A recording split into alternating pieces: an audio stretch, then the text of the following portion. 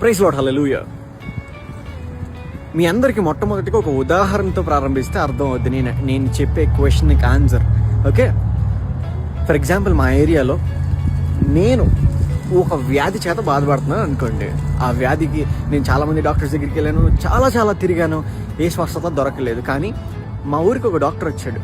ఆ డాక్టర్ ఏమన్నాడు తెలుసా, నేను ఫ్రీగా మీకు అందరికి వైద్యం చేయగలిగిన సమర్థుడిని, నేను చేయగలంటే ఊర్లో వాళ్ళందరూ నువ్వు వెళ్ళ కాదు, నువ్వేం చేస్తానంటే, నేను ఏదైతే నిజంగా బాధపడుతున్నానో ఇంతమంది దగ్గర ట్రై చేశాను కదా, ఒకసారి ఆయన దగ్గరికి వెళ్ళి కూడా చూద్దాము అని వెళ్ళి, ఏదైతే నా ట్రీట్మెంట్ నేను పొందుకున్న తర్వాత ఏదైతే స్వస్థతను అనేక మంది డాక్టర్స్ దగ్గర అనేక మంది చోట నేను చూడలేని స్వస్థత ఈయన దగ్గర నేను చూశాను. కాబట్టి నాలాగా ఎవరైతే బాధపడతారో, నాలాగా ఎవరైతే ఇబ్బందుల్లో, ఈ శోధనలో, అదే పరిస్థితుల్లో ఉన్నప్పుడు నేనేం చేస్తాను, పలానా డాక్టర్ ఉన్నాడు, వెళ్ళు, ఏం చేస్తాను, నీకు స్వస్థపరుస్తాడని నేను చెప్పకుండా ఉంటే హ్యుమానిటీ అనేది నాలో ఉందా? లేదు కదా. అదేవిధంగా ఈరోజు ఏదైతే నేను నా కష్ట సమయంలోనే కానివ్వండి, ఇబ్బందుల్లో, పోరాటాల్లో, ఆ పాపం నుంచి విడుదల లేని పరిస్థితుల్లో ఏదైతే నాకు స్వస్థత, విడుదల, ఆ మార్గం అనేది ఆ ప్రభువైన యేసుక్రీస్తు ద్వారా దొరికిందనే విషయాన్ని ఈరోజు చెప్తే మత మార్పిడి అంటా ఉన్నారు.